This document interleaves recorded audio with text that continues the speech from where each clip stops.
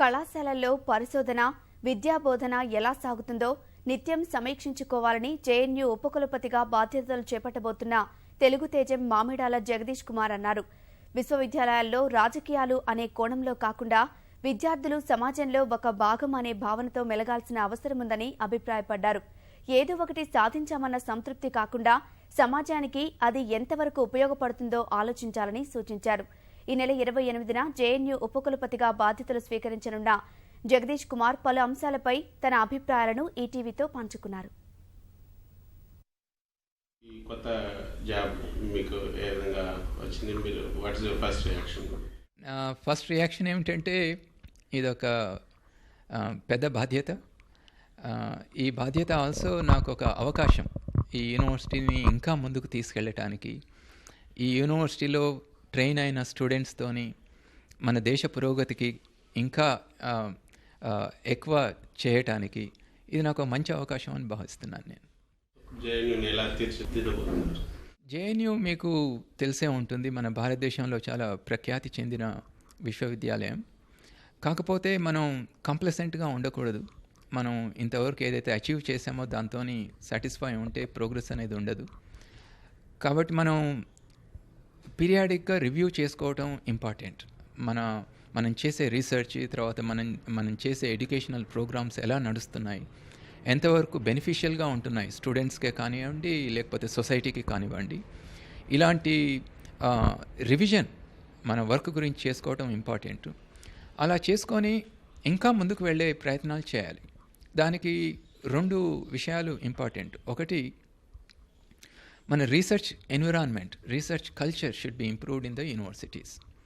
అది చేయటానికి మనం research labs should be created. You need to get external funding for that. So that's a challenge that we need to look at. The other one is, in the universities ఈ రోజుల్లో ఏమవుతుందంటే స్టూడెంట్స్కి information is there everywhere. And teaching is no longer like what we used to do when we were students. Teachers క్లాస్కి వస్తాడు, black board మీద రాస్తాడు, students అందరు notes తీసుకుంటారు.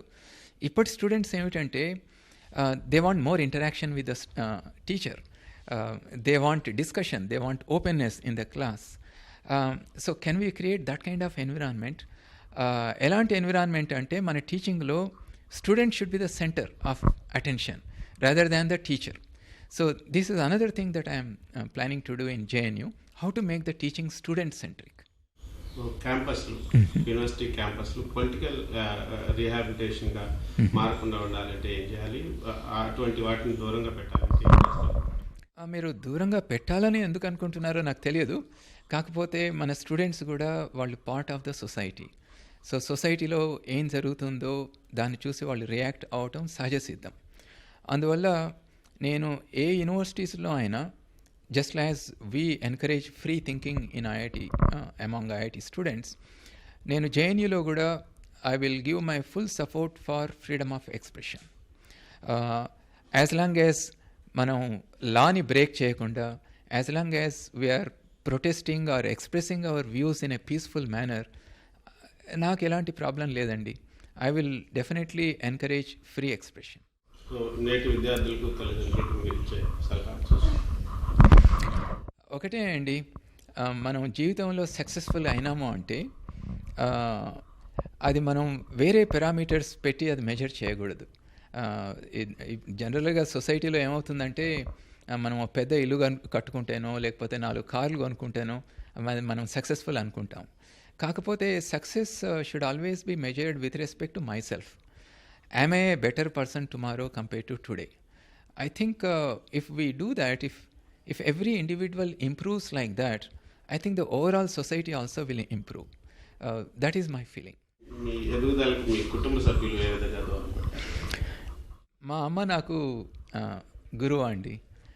నేను ఎప్పుడైనా నా మనసులో if there is any doubt, నేను ఎప్పుడు మా అమ్మతోని మాట్లాడేవాడిని. She is my biggest teacher. I am always grateful to her.